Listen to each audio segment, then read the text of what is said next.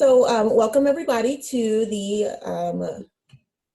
NPR SciCommers November Mentor Chat. This Mentor Chat will be all about the AAAS Mass Media Fellowship. And joining us today, we have three previous Mass Media Fellows and also three SciCommers.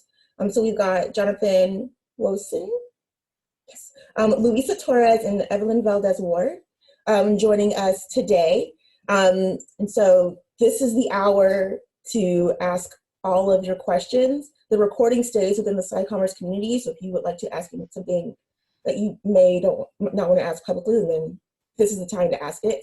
And so I think right now we'll just start with some panelist introductions, and I think we will start with Evelyn, if you would like to say something. Hi everyone, I'm Evelyn. My pronouns are she and ella. I'm a fifth-year PhD candidate at the University of California, Irvine, and I recently just finished my AAAS Mass Media Fellowship in this summer, and I was at the San Luis Obispo Tribune. But I did it virtually because we're in a pandemic. Although some fellows this year were able to go to their site in person, we opted to do it remotely for me. And a little bit of background on me. So I started grad school thinking that everything was going to be all nice and dandy. And then this is just personally for me, I don't mean to be political here, but during my first year, President Trump was elected. And for anyone who might know, he had a very anti-immigrant agenda. And for someone who was undocumented, that was extremely terrifying, like to see him get elected. But then also just like once he took office, as someone who had DACA and as my family who were unprotected, it was just really terrifying to figure out like what's going to happen, what's the next step here. And so every day was just really terrifying for the first year. And this is all to say that when he ended DACA in 2017, that completely changed my life. I was never politically active. I never really shared about my status. But once that happened, I was like, okay, I can't stay quiet any longer. Like, why is no one standing up for the academics that are undocumented, especially the scientists that are undocumented? So I reached out to Science Magazine and I asked, like, can I write a piece about how science, about how undocumented issues are also a science issue and that we can't just stay silent? And they said yes, and so I wrote my op-ed, and that launched into this craziness of then joining the UC lawsuit, where that led me to go to lobby to different politicians for immigration reform. And I did that for about a year, and eventually we won the lawsuit against President Trump's decision to terminate DACA, and that reinstated DACA. But that was a lot to take on while I was still trying to figure out how to be a grad student and TAing and doing that kind of stuff. But because I was doing all of that for immigration reform, I was like, you know what, I want to do this, but for my climate change work, because I study drought and plants and microbes, and I wanted to learn how to communicate my science and how to lobby and how to effectively fight for social justice within the environmental world. And when I started looking at training programs, there weren't a lot of diversity in the training programs, and there wasn't exactly what I was looking for. So I started my own workshop. It's called Reclaiming STEM, and it's a science communication and policy workshop for marginalized scientists by marginalized scientists, where we emphasize social justice.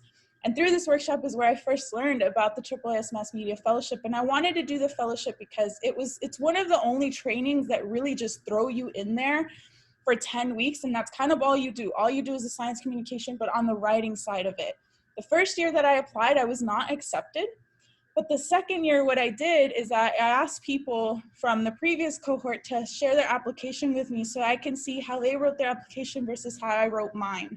And so when I reapplied, I actually got in this time, and I have a lot of advice on that as well. What I did not foresee coming, I don't think anybody foresaw coming, was the pandemic. So when Kristen gave us the call, because it's like you submit your application essays, and then you move on to the next round where you submit your letters of recommendation, and then there's another, like, I guess sort of mini round where they then send it out to multiple people and multiple sites to see where you match. So in that process, that is when Kristen called, and it was like a sort of a phone call interview. And at that point, we didn't know if we were going to be able to go back in person to things or not, because that was in April and the fellowship was going to start in June. And so it was just like, are we going to do this fellowship? Or are we not? Should I postpone it? And eventually I ended up doing it remotely. And so I might stop there maybe, because my fellowship experience was remote and it was virtual during a pandemic. I have all sorts of experience, and I guess, I don't know if it's advice, but it was a crazy time to be trying to learn how to write doing this internship for 10 weeks straight while it felt like the world was falling apart. Thank you, Evelyn. Jonathan, would you mind saying any introduction? Yeah, that's hard to follow, but in a really good way. So my name's Jonathan Wosen. I'm currently a biotech reporter at San Diego Union Tribune. And 3 years ago, I was a AAAS Mass Media Fellow at Stat News, which is an online health and science publication based out of Boston.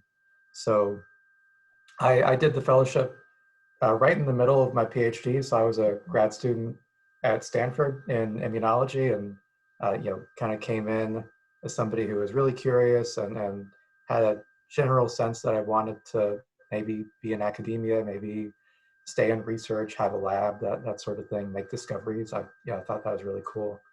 And then just as I got into the day-to-day work of research and having a thesis project and the experiments and whatnot, I liked reading about science and learning about it and hearing what other folks were doing on campus, but being at the bench and ordering the chemicals and troubleshooting the failed experiments, it felt very tedious for me and small and hyper-focused in a way that kind of took me away from the big picture thinking that made science fun for me and that made sharing it with others really fun. So a couple of years into grad school, I started trying to figure out, okay, if I don't want to keep doing this forever, what can I do? How can I still use my interests and the things that I do well and apply them differently? So in my case, I got lucky. There was a short, like, kind of mini course at Stanford, just like a little 2-week type of boot camp, just giving you a little more information about science communication. And there were a few science writers on campus who shared their experience, and they brought in guest speakers. And Joe Palca was on the call right before we started.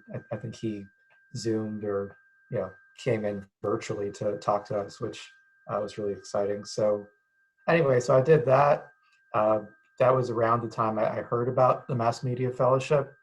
My initial thought was this would be the coolest thing ever, but I don't think I have enough in my portfolio, non-existent portfolio, to apply. Because I was like dabbling at that point in like podcasts, but I hadn't been doing it for very long, and kind of had this sense that it was for people who were already pros and have been doing science communication for a while. But I figured, you know what, I'm really excited about it. Let me just tell my story. Let me just give it a shot. If I don't get it this year, I'll apply again. Luckily, I got it. Got to spend the summer interviewing all kinds of people I would never have spoken to or had access to otherwise. A lot of the big pharma execs for some of these companies that you're hearing about now, and Novartis, Johnson & Johnson. I interviewed Anthony Fauci for a story about HIV. It's obviously a long time before COVID. So I got to come in to work every day and write about cool science and still be thinking about science, but thinking about it from the standpoint of how is this stuff meaningful and relevant to people's lives, and asking questions from that perspective. So that was really exciting. So got back to grad school, tried to wrap up the project as quickly as I could. And after I graduated, which wasn't too long ago, it was like summer of 2019, started doing a program at UC Santa Cruz, which is like a 1-year master's program. There are things out there like that for folks who are coming from the sciences but want to get a quick formal training in science journalism and build up a network. So I was doing that around the time that I'd seen that the paper in San Diego was hiring a new biotech reporter. Once again, figured I probably didn't have enough experience for that either, but just applied, tried to tell my story, and I started in April. So another one of those people who's had to adjust to working and living in the sort of virtual world. So that's all I'll say right out the gate. Thanks, Jonathan. And Luisa, would you mind? So my name is Luisa Torres. I am currently a science writer at Lifomic, which is a health software company, a small health software company. I have a PhD from Stony Brook University, and I also did my postdoc at Cornell. I think I had a pretty clear idea that I didn't want to stay in academia right towards the end of my PhD, but I also didn't quite know what I wanted to do, and I didn't exactly take a lot of time during my PhD to kind of plan for that. That was a mistake, obviously, but I went into my postdoc, thinking that I was going to use that time to, actually take charge of my career. So I did a postdoc at Cornell, and that's when I started becoming heavily involved with science communication. I started writing for my department's blog. I also became a scientific communicator for my scientific society, and I started a blog there. And I also did some radio. So I started volunteering for my local radio station, who had a weekly science program called Locally Sourced Science, and I started doing short interviews with local scientists for radio, which was really fun. And so that was kind of like my experience with science communication before I got the fellowship. I applied 3 times to the fellowship. So the first time was, I was a postdoc at the time, and I only applied to the Spanish fellowship. And I didn't get it, so then the next year I applied to both the English and Spanish, and I was selected as a finalist, but didn't get it either. And then the third time that I applied to both, I got it, and I was placed at NPR. And it was an amazing experience. It was science journalism boot camp for 10 weeks, and it was just amazing. NPR is a really nice place to work, and it's a really good opportunity to know what being a science journalist means and what it actually entails. And I really love the experience, and it actually helped me get my current job. So I am the editor of a health and wellness blog at Lifomic. The blog has around 260,000 unique visitors per month. And I also manage Lifomic's social media channels. And I also write quite a bit of marketing content as well. I also do a lot of work for Lifology, which is a spin-off of Lifomic. Lifology is this platform where scientists and artists can collaborate on writing courses on science. So we have a whole bunch of courses on science, and they're basically these mini slide decks that are illustrated and that talk about different topics in science. We have a whole series of courses on COVID-19, and we have tons of exciting courses coming up. So I welcome you to check it out at lifology.io.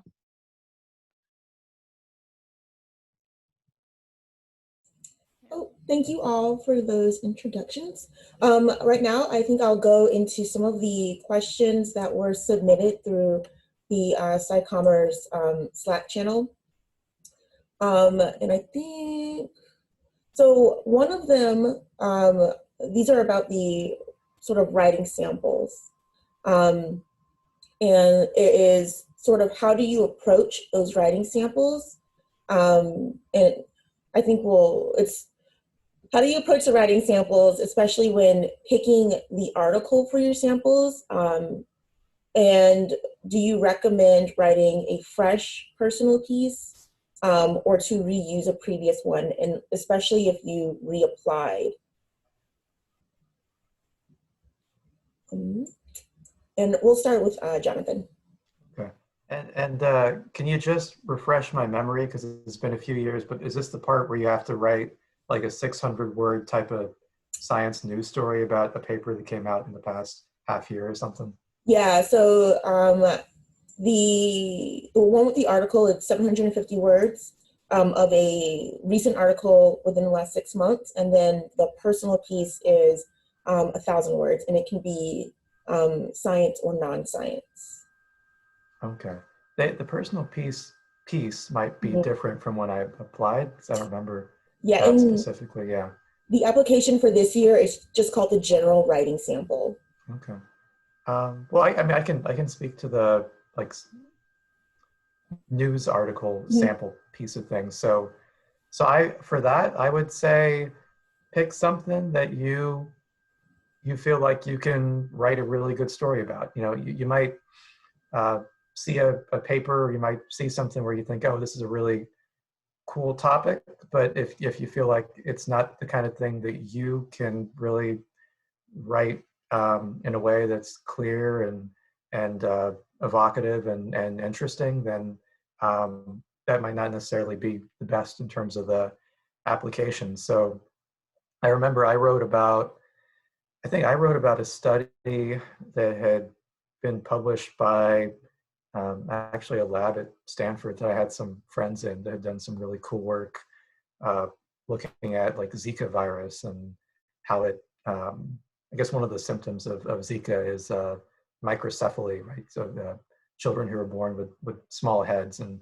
trying to understand exactly what's going on at a cellular level. So I had heard them present that at a conference, at a retreat that we had been at, and just had, you know, even before, well before knowing I'd apply for this fellowship, thought, oh, that's really cool. You know, this is a really interesting story. So yeah, I think pick something that is interesting, but you know, that you have the tools to write about, and approach it like a, you know, like a real story. Like when you read, you know, stories on NPR, National Geographic, New York Times, wherever you get your science news from.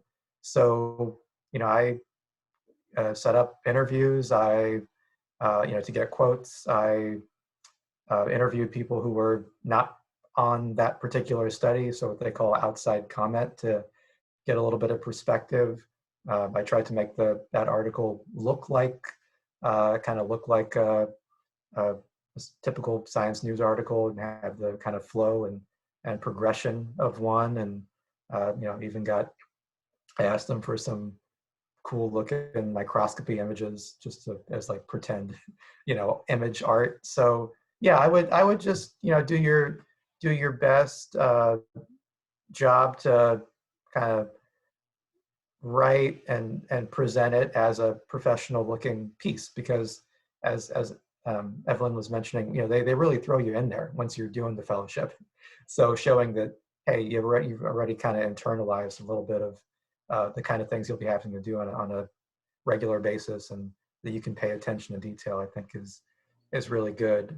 In terms of the personal essay, which I think my year we addressed it in like different segments versus one long essay, but you know, my feeling was, okay, I don't know if I have as much experience as other people. I don't know that, but I know my personal story and what I'm passionate about and the things in my life that brought me to this point. So uh, let me tell that story, right? So you know, helping to kind of explain why am I so excited about the opportunity to spend 8 or 10 weeks as a science reporter at one of these outlets. Why would that be so meaningful to me? And what have I done with the opportunities that I've had? Maybe they haven't been that many, maybe they haven't been that big to this point, but what have I done to try to explore science communication within my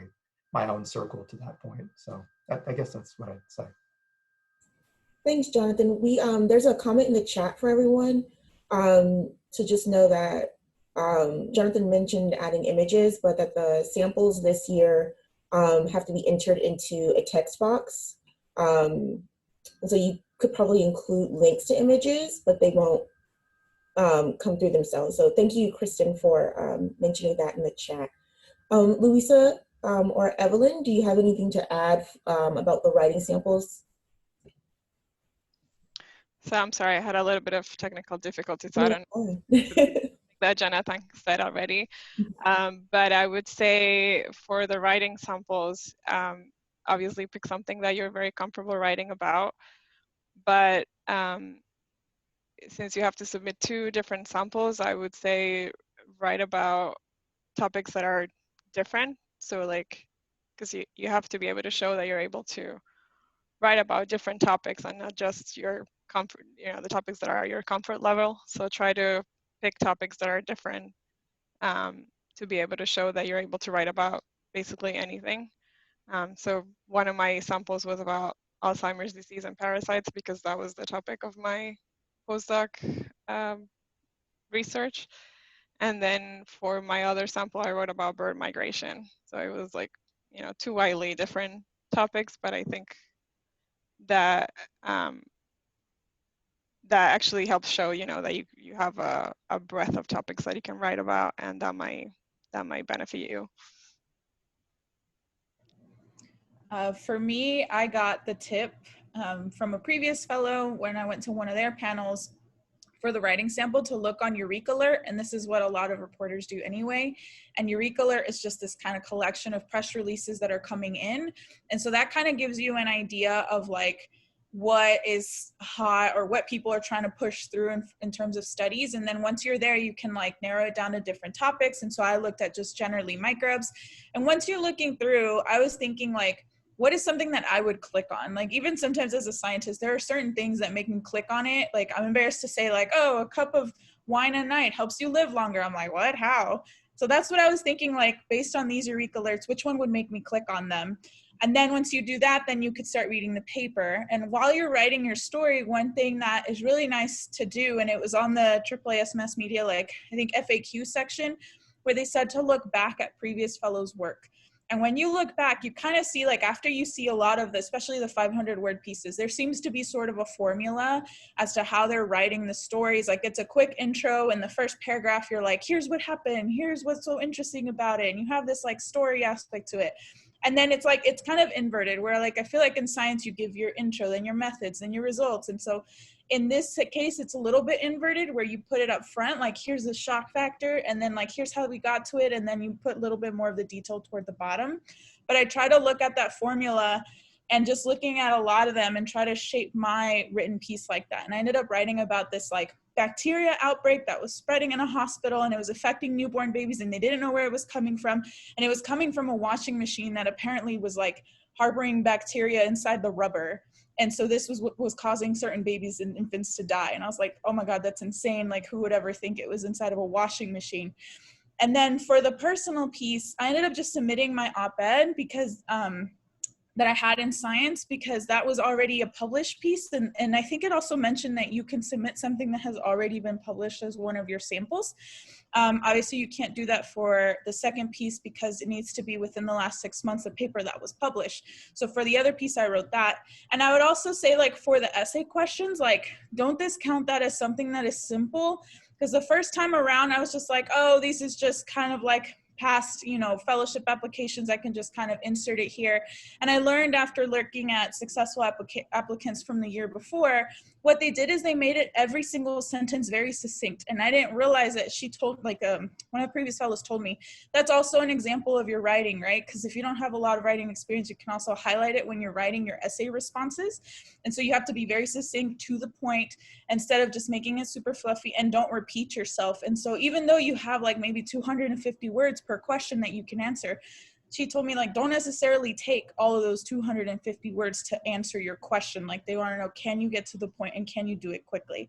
And so that was also one of the things that I really focused on the second time I applied, was working on the personal, the essay questions, and then the personal piece, since I already had that done, and then the article. The other thing I will say is I forgot to mention, I applied to both Spanish and English.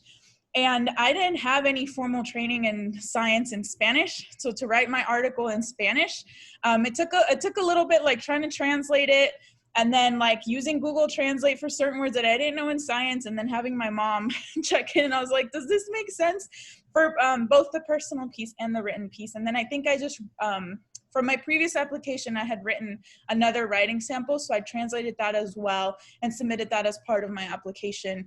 Because for the Spanish application and the English, it's pretty much similar. The only difference is the writing samples that you submit. And I don't know if that's the case this year, but that was the only difference. And that was one piece of advice that I got as well from previous fellows, is if you're trying to get one or the other, you should go ahead and apply for both. Since it's not that different, it's just more writing for the application. And I'll just add one last thing, you know, something that might help you come up with ideas for what to write about is take some time to look at the published pieces of the host sites. because that will give you a really great idea of what kind of stories are published there. And it's also really great practice for when you get accepted. You already know what kind of stories are successful there. So that's something that I think that that's probably the thing that people have trouble with, when they first start the fellowship is, what kind of stories do I pitch and what kind of stories fit here? But if you already have an idea of what kind of stories are published there, then you'll have an advantage, and you'll also have pretty good ideas for what kind of stories to write as writing samples. Thank you all. I think on the sort of topic of the application, we did have a few community questions about sort of those candidate questions, specifically with the ones that are asking about your experiences. And so there is a question that asks about previous media-related experience, community outreach and educational activities, and then the previous experiences to increase public understanding of science and technology. And the question is, what experiences would, without like the repetition, would you say for the activities that would increase public understanding of science and technology that are not covered by previous media-related experiences, and the academic and what is it? Community outreach and educational activities?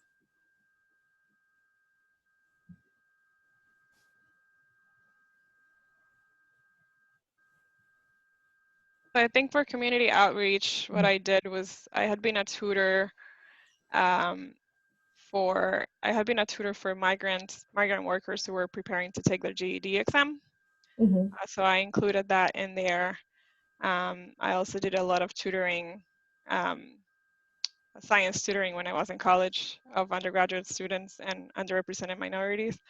So I added that there as part of my outreach, and also improving science understanding that was not related to media. So those were my two experiences there.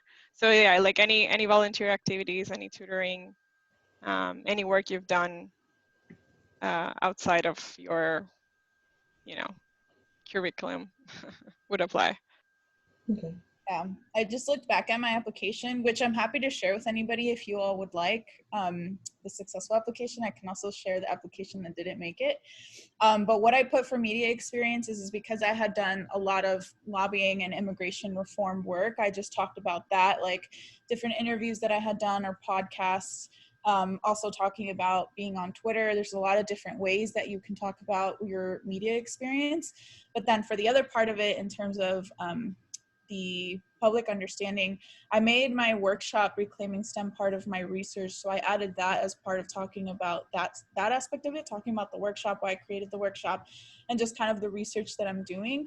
And then for the community outreach stuff is where I talked about, like, I'm an adjunct at a community college. And then I talked about, like, for a time, I was the scholar in resident at the Dreamers Resource Center, where I was providing mentorship. And then I also did a lot of outreach activities. So I kind of just condensed them in there.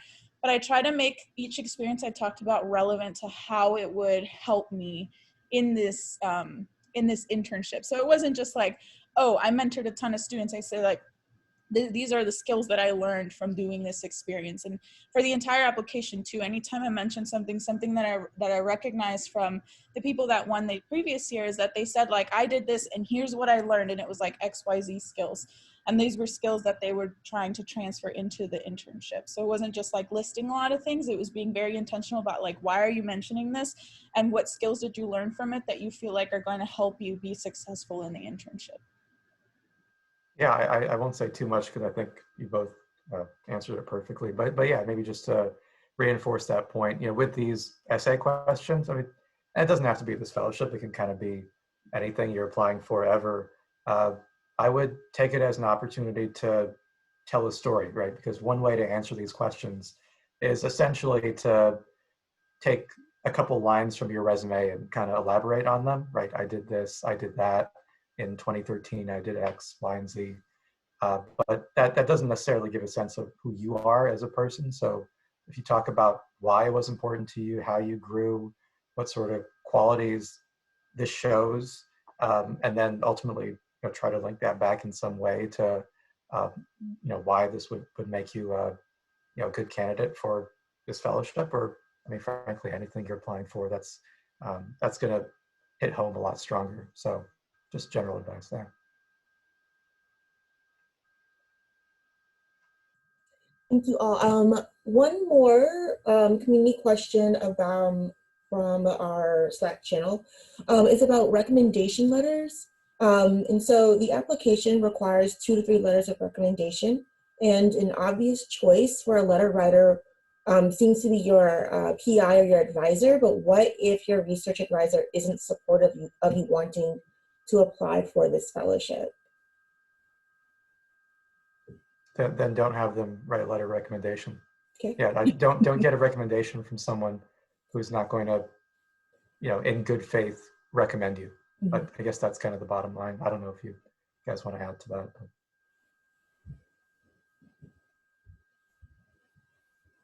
Yeah, that's a tricky situation. I was very fortunate to have a PhD advisor and a postdoc advisor who were very supportive. So I luckily didn't have that problem. They both wrote recommendations for me, and then the third recommendation was from the editor of the blog of my department that I was writing for. I mean, I asked my PhD and my postdoc advisors for letters, not only because I had a good relationship with them, but also because they knew very well that I wanted to be a science writer. So they know about my plan. They knew the things that I was doing. So it also really helps if you talk to them and you tell them about your plans for after you graduate. I think that might help you solve the problem of them not being supportive, because sometimes they might think that you want to stay in academia when in reality you have other plans, and if you don't talk those things out, they'll never know. So and they might surprise you. They might show support even if you don't think they will. But and if you do have a good relationship with them, I would definitely recommend to tell them about your plans post academia, and to let them know about all the things you're doing to improve your skills in science communication, because that will help them write better letters for you.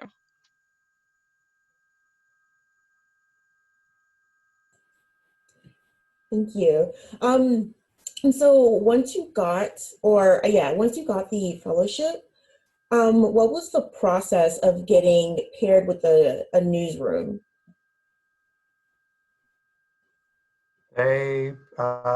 I think once I had almost gotten it, I had some conversation over the phone. I think Rebecca Corlew was running the fellowship at that point in time, and said, we're still figuring out where you'll end up. It's nothing finalized. Does Boston sound okay? I was like, yeah. I mean, my understanding is that the different publications, the outlets, pick who they want to pick, and then you end up, where you want to. I guess where you end up, and maybe they take some into consideration whether you have a car. Or, I'm not quite sure what happens behind the scenes, but basically, I found out that I'd be at Stat News at the same moment I found out that I'd be a mass media fellow. That was my experience.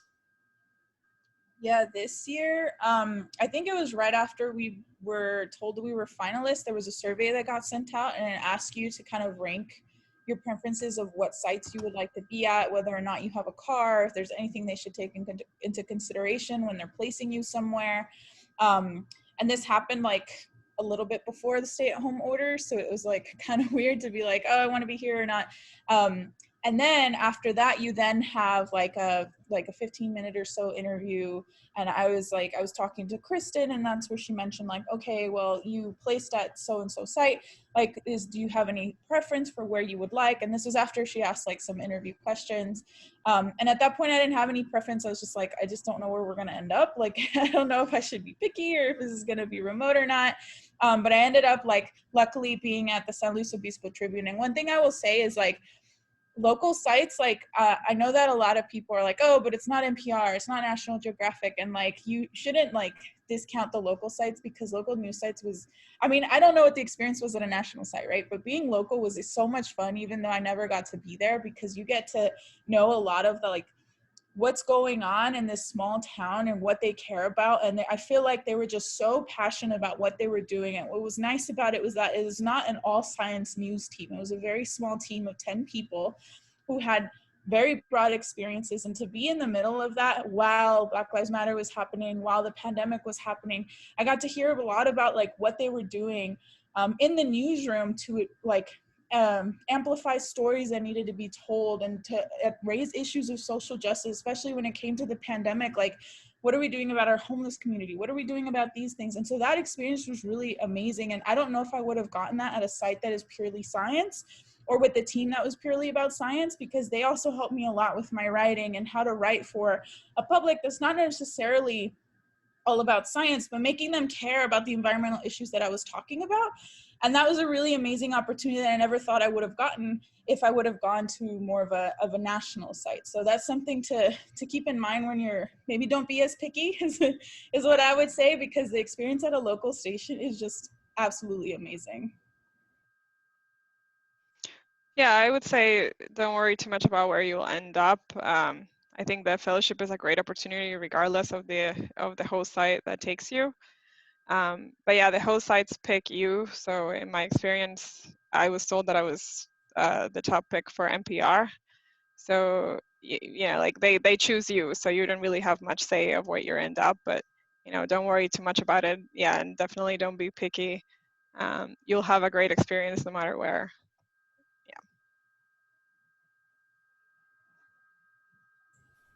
Okay, I think I'll open the floor to the audience to ask any other questions that they have. And so if you would just unmute yourself and ask your question, that'd be great. Hey, I'm Niba. I was just wondering, I know this year everything was remote due to circumstances, and in the past it's been in person, but I was wondering if next year there would be an option to go remote, like say if you're immunocompromised or like otherwise unable to go to the location.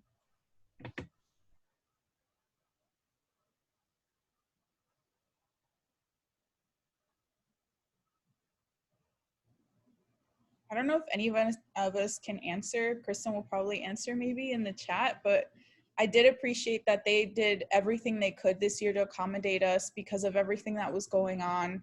And some fellows were able to go to their site. Some other fellows like couldn't for a lot of different reasons. And I really appreciated that AAAS did everything that they could to accommodate whatever choice we made. I don't know if that's going to be the case for next year, but I just want to say, like, I really thank AAAS for being able to do that for us and taking that into consideration, and the news site as well, because our news site also went remote, even though they were all still going to the office, but they were really nice about accommodating me. But yeah, I don't know about next year.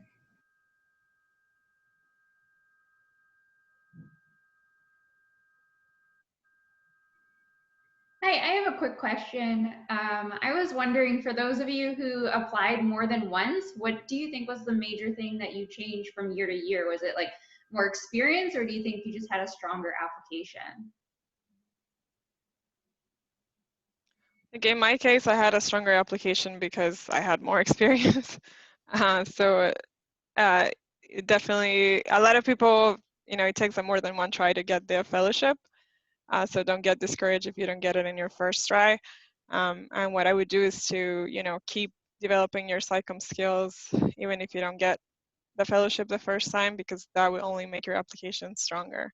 And I think that's what happened to me. I think the first time I applied, I had only a little bit of blogging experience. Then by the time I got it, I had blogging, tons of blogging, and radio as well, and also social media. So, it definitely helps to add more to your resume, and to show that you're actually serious about science communication. And the only way to do that is if you actually get heavily involved, and take advantage of every opportunity that you can to improve your SciComm skills. Yeah, my experience didn't change much from one year to the next. What did change is the writing sample that I did, how I wrote it, The fact that I applied to both Spanish and English, and then how I wrote my essay questions, because I made them more concise and more to the point. And I think that that really helped, especially talking about the skills that would be transferable. And then the other thing was the CV entries, because I had no idea how to fill out the CV entries the first time. And so I don't know if you all may have seen on the application, they're like little text boxes, and it's like, list any scholarships, list any da-da-da. And so I didn't know if I was like supposed to just list it. Do you enter it as sentences? I don't know if this changes anything. I don't know if Kristen, you maybe want to say something about it. But the first year I just listed it. And something that I changed for the next year is instead I wrote like short sentences to talk about my experiences. And I chose things that I didn't already talk about in the application. So it was more supplemental instead of repeating what I was talking about. And I think I have those CV entries as well saved in my application if anybody wants to see how I did it. But I don't know if that affects it at all. But it is one thing that I changed the next time I applied. Yeah, Evelyn, if you wouldn't mind, I think after this, I'll email you and ask if it's okay if we share your application materials. I think it would be really nice to see the successful and the unsuccessful one for applicants this year. Yeah, absolutely. Happy to share mine too. Yeah, thank you so much, Luisa.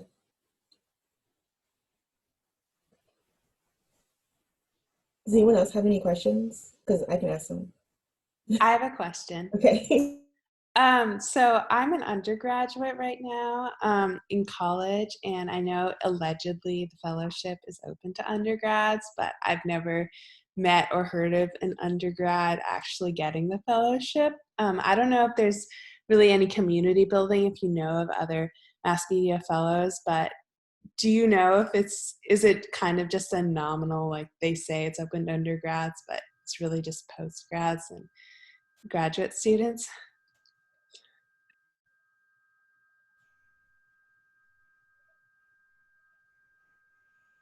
I don't know that it's open to undergraduates, but I might be wrong. I don't know. I know that there are, like, AAAS has science communication fellowships for undergraduates specifically.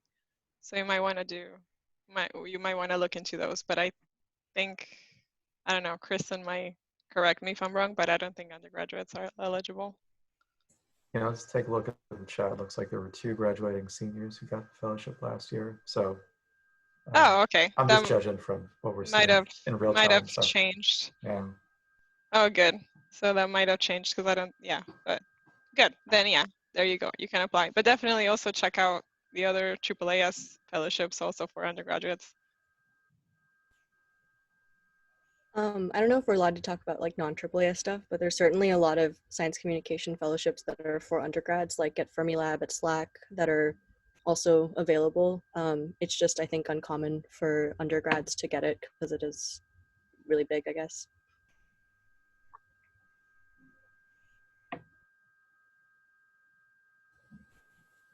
I do have a question about, I guess it would be about the writing samples. And I think writing during the fellowship in general, was there a difference between writing sort of for your academics, especially since you were doing it during and like right after your PhDs and postdocs, and then the writing in the newsroom? And how did you make that transition to a different writing style?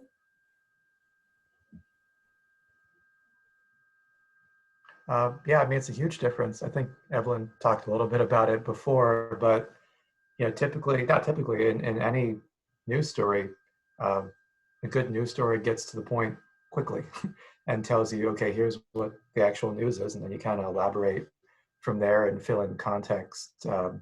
You're not necessarily starting with a big meaty introduction section and preamble. I guess it's more in the spirit of how people write abstracts, where you actually say in a matter of sentences what the study was and what you learned and what it means. So imagine writing in that style, but that's the way that you write the entire story, as opposed to just a very short and sweet summary before then getting into more of this formal academic style. So yeah, and each site will be a little bit different in terms of, how they are, maybe how much flair, personality they have, how cut and dry they are.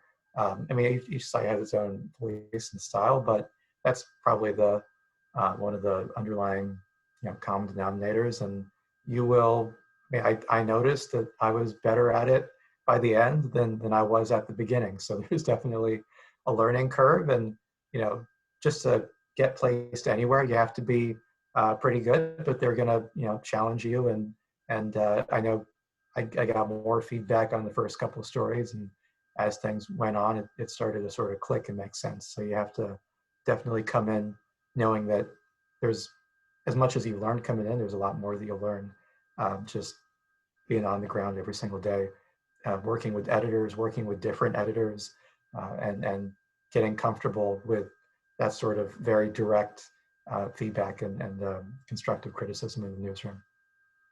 Yeah, thank you. On the topic of working with editors, so during your fellowships, was everyone pretty much on sort of the same page in terms of providing the journalism training for you during your fellowship? Sorry, I'm reading it from the chat. I think a concern would be switching from hard sciences to journalism and reporting is not having that much experience and maybe not getting the training, I think. So just sort of how was your experience in that transition with working with editors and them knowing that you may or may not have had as much experience as everybody else in that newsroom? So for me, they knew, or I guess I thought they knew, I don't know. I came in and day one, they were like, okay, we're just gonna brainstorm some story ideas. We'll take it a few days, then we'll see what to do. And then like not even 10 minutes after that call, a press release came in. It was breaking news. State parks had interfered with an endangered bird that goes against the Endangered Species Act. And they're like, cool, this is your piece, go at it. And I was like, I don't know what I'm doing. They're like, we need it by tomorrow. And I was like, oh my God, I had no idea what I was doing. And it was just very terrifying, but also the first time that I was treated like I knew what I was doing. So I didn't want to mess it up. And like, I wrote the piece. I had no idea what I was getting myself into, but like, luckily I had a press release, and press releases are nice when you get that kind of story because it kind of tells you the details, and then you could just call them to like put in more details into your story and look things up. And so it was nice to be able to have had that. But that story got like, once I submitted it, they were like, oh, she very obviously doesn't have a lot of experience in this. And then after that, they were much nicer about giving me a lot of feedback on my stories that I was doing. But that was because the editors were really, really nice and accessible. And I don't know what it was like at other places, but my editors were super kind. And they're like, anytime you have a question, call me. And so anytime I would get stuck or not know in what direction to take the story, I was able to call them up, or like on Google Hangouts or on Slack, and like, hey, I'm not sure where to go with this, or I'm not sure who to contact with this. And so that aspect of it is really different, because in science, I feel like it's just you, maybe some collaborators, you go back and forth. The writing is really dry. In this case, like you had to highlight why this was such an issue. And it wasn't necessarily making it fluffy. It was just getting to the point, but with details, so that you're still writing a story, but not to the point where you're like, and it was a beautiful day and it was blue. And like, you know what I'm saying? Like it was a very different kind of writing style. And what was nice was right before this, AAAS had given us like 2 or 3 days of training. So because of that, I was able to sort of write that first piece. And then after every piece, like Jonathan was saying, it just got better. And I got like, I didn't have to have as much edits. I didn't have to have as much feedback. And I also got faster at writing. So, and I didn't have like that science writing experience before, other than my writing sample. So it was nice to have been like, to be thrown into it that quickly on day one, but also just like seeing the progress and how fast I was growing was really interesting to see. And just like my last piece was my longer piece, and that was like something I was really proud of, because I was like, yeah, I got this. And when a press release would come in, I wouldn't freak out anymore. I'm like, yeah, I know how to do this. And so at the end of the 10 weeks, I think you'll see how far you've come and how much faster you are at writing. And now that I'm back to the science writing and trying to finish up my dissertation, it's nice to see like those skills come back into the science writing, but you're even making your science writing more interesting, because now you know, like you bring in those different skills, and it's really nice to see it translate into the academic setting.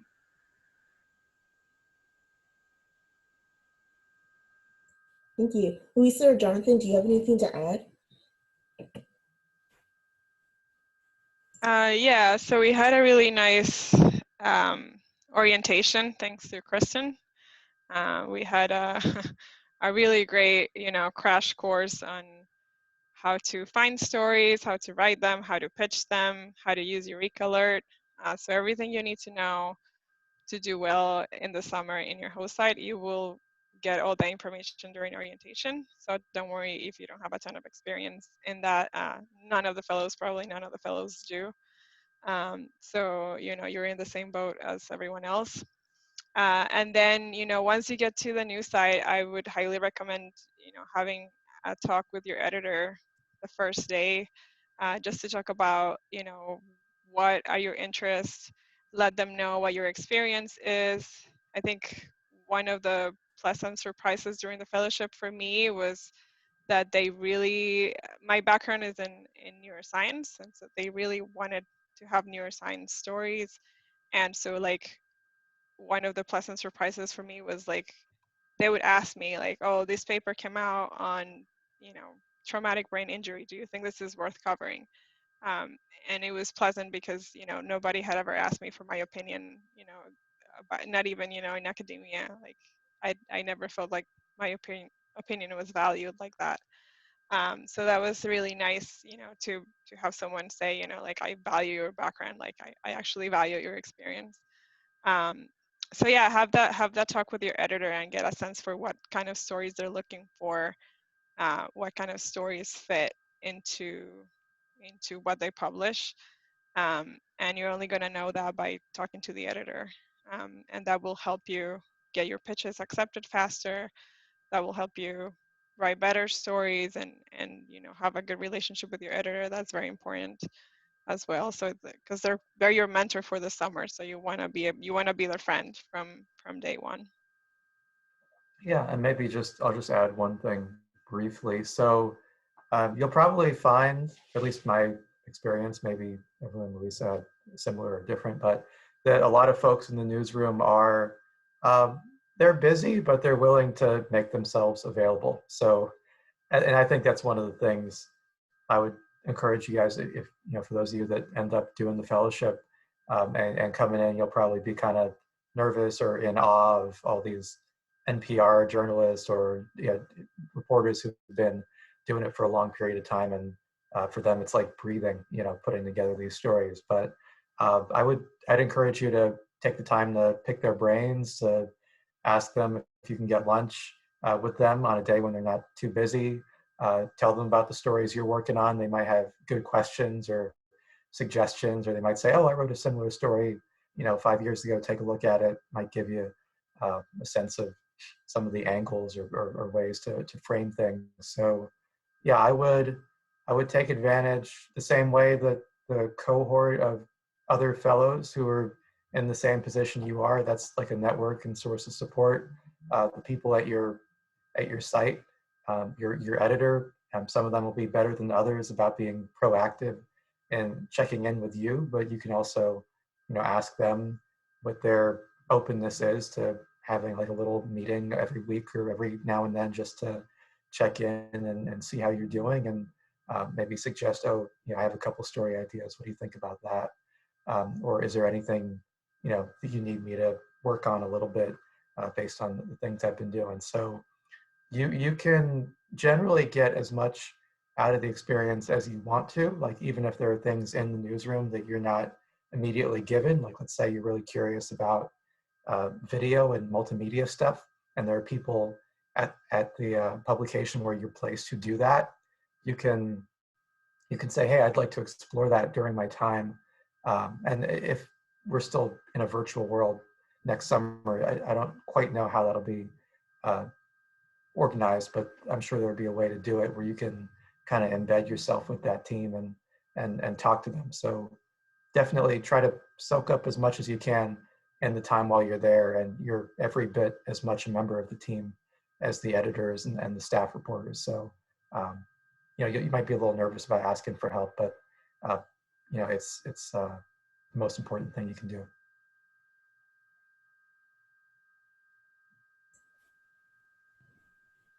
Thank you. Does anyone else have any more? I think we have time for one question that needs a long answer, or like two questions that need a short answer. I have a question for Evelyn. I don't know how long the answer will have to be, but I'm curious how the pandemic and as a result, conducting your fellowship remotely affected the experience either positively or negatively. So it was both. Just dealing with the pandemic itself, you know, family getting sick, and also just like having to deal with certain logistics as part of the fellowship. We're like, my husband and I just stay at home. We don't really go out unless it's absolutely essential. And we realize that we have that privilege being able to work from home. One of the first things we had to do as part of the fellowship, because of my new site, was they asked me to take a drug test. Which, like, not that I have anything to hide. I was just terrified to have to go into a clinic to get tested because we hadn't gone out at all and I didn't want to go out. And so that was one of my first hurdles, like to the point where I thought maybe I should just postpone it. I ended up having to do it. So that was just like a small logistic of just like, that was like at the peak of everything was happening. Everyone was saying to stay at home and businesses were shut down. And I was like, I don't know if I should leave. And we lived somewhere where like they weren't taking a lot of the precautions seriously. So we really weren't going out. The other thing is just personally myself dealing with a lot of mental health issues that kind of, you know, went off the rails, I guess, because of having to stay at home. So dealing with a lot of anxiety and things. And then just dealing with a lot of family members getting sick and just, you know, people losing their jobs. My husband lost his job. So that, I mean, that was just like personally what was going on in the background. It honestly made it really difficult to try to focus as much as I tried to on the internship and the fellowship. And I was really honest with my editors, and I was conscious, like, but that was because I had established good communication with them. And I was like, you know, it's not that I'm taking just a really long time on this article for no reason. It's just like all of this is going on. And they also understood because they were also experiencing it themselves, especially when Black Lives Matter started to kind of happen.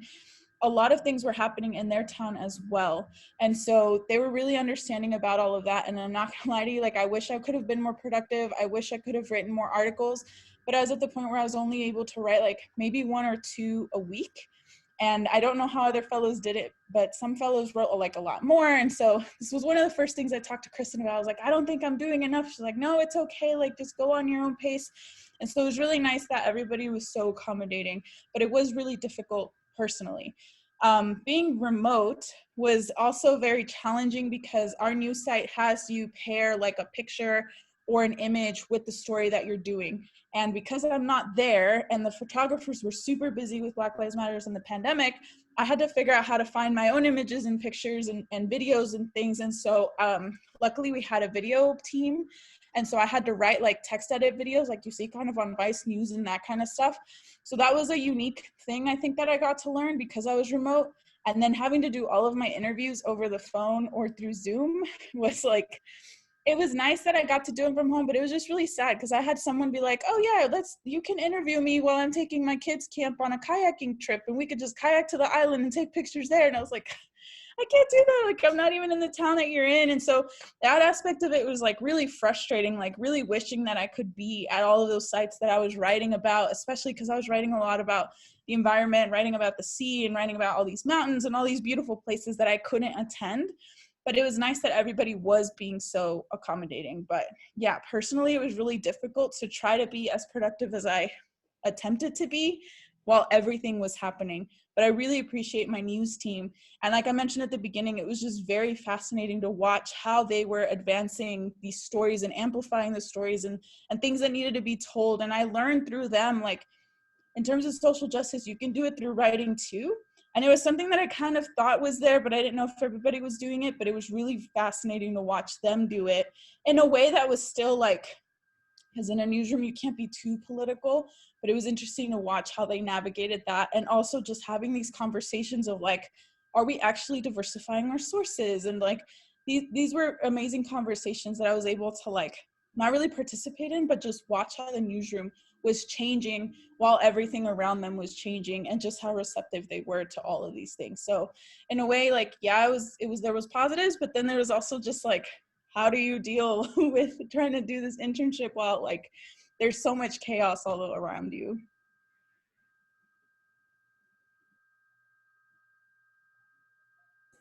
Wow. Thank you for that. And so it is 4 o'clock, everybody, and our mentor chat is officially over. I will email the panelists again for the fourth time today and ask if for their application materials for those who are willing to share it. And so I'll post those in the AAAS Mass Media Fellowship Slack channel that we have. And so if you are not if you're not included in that channel, let me know and I'll make sure that you are added, everyone. I'll also send around any other like links or materials that were shared in the chat as well. And so there will just be a lot of notifications in that channel if you're already part of it. Please don't mute it. It'll be important. Thank you everyone who came. Thank you again to the panelists. The AAAS Mass Media Fellowship for 2021 is open now and will be open until January 1st, 2021 at 11:59 p.m. So we've got a little under 2 months to get those applications ready. And so if anyone has any questions about that, I don't know, you could ask me, but I'll probably just like ask Kristen. But I'll also share Kristen's email in the Slack channel as well for everybody. And so with that, I think we are done. And thank you all again, and everyone have a great day. Thank you so much for having us. Oh, yeah, thanks. Take care, everybody. Thank you.